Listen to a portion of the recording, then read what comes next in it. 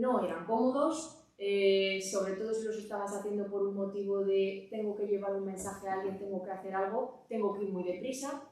Entonces, había gente que podían ser libertos, había gente que serían hombres libres, pero habría muchos que serían esclavos, o bien del gobierno, o bien de algún particular. Los que ya tenían sus propios esclavos, que confiaban plenamente en ellos, preferían mandar a su esclavo a contratar al de otro, o a contratar a un liberto, o a contratar a alguien que no fuese esclavo ni liberto.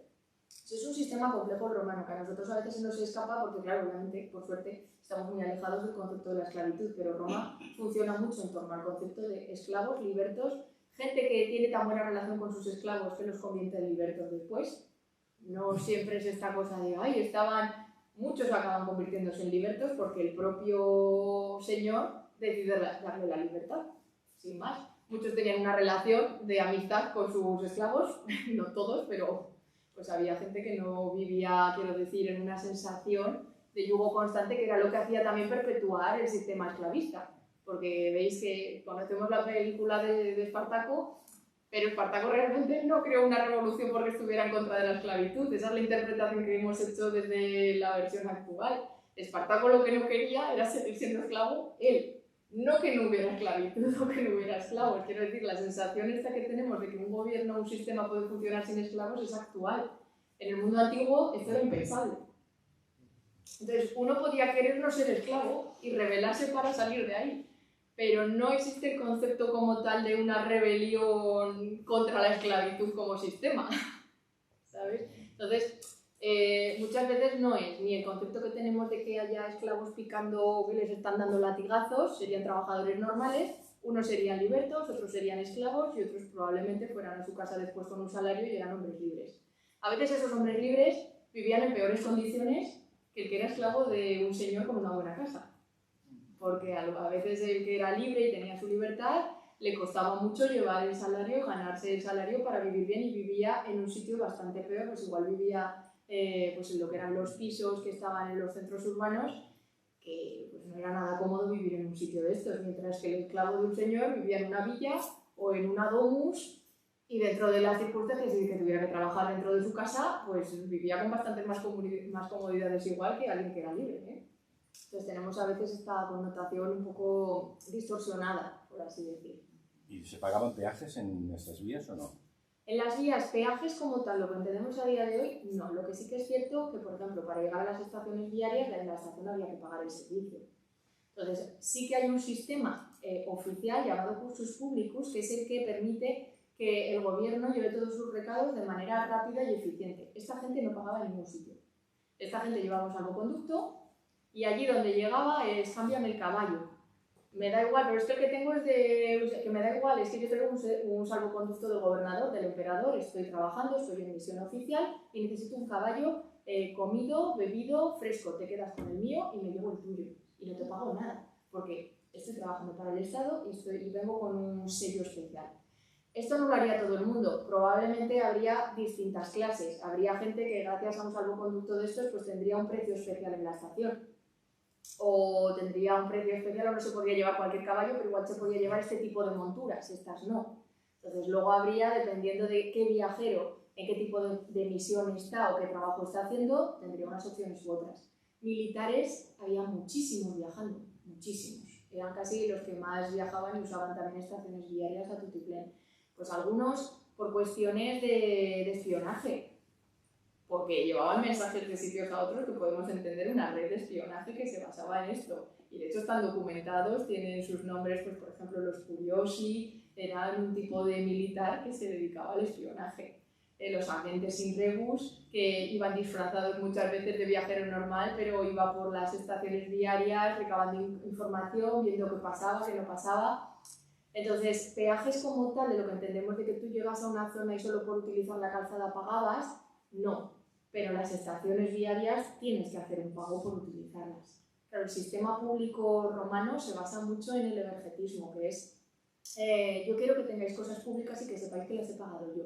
La gente que llega a política es siempre gente con dinero, y de su dinero tienen que financiar cosas, muchas veces vías. Y lo que les hacen es, pues se les pone una estatua se les menciona en un miliario diciendo, pues gracias a tal persona se ha reparado este trozo de vía porque es el que ha puesto el dinero para hacerlo.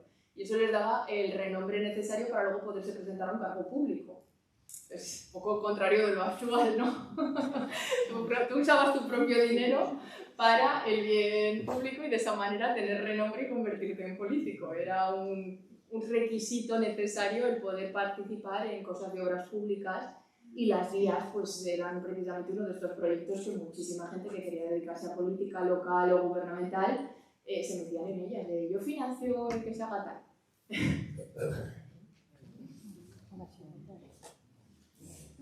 Has hablado antes de la relación que tenían de dependencia Subsaltum y Oleastrum. Posible. Todo esto estamos hablando desde una Vale, perspectiva hipotética porque, por desgracia, no contamos con datos 100% fiables. Entonces, basándonos en lo que ya sabemos, hay una muy posible relación de dependencia de Subsaltum con Oleastrum.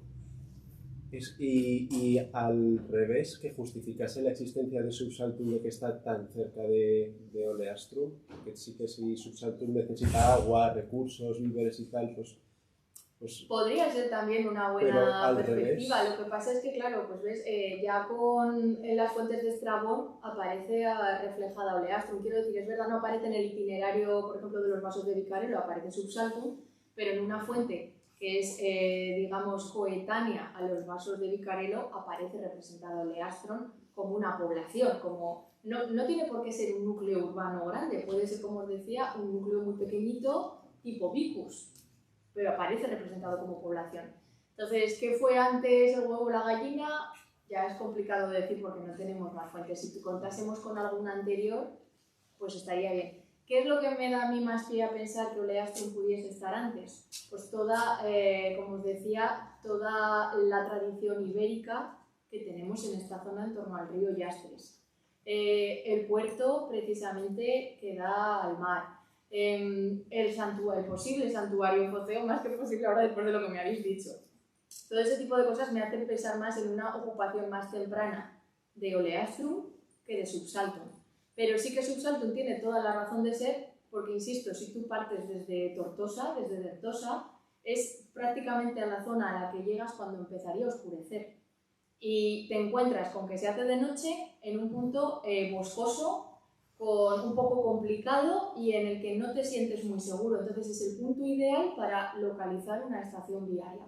Sobre todo, insisto, si el viaje viene desde el sur.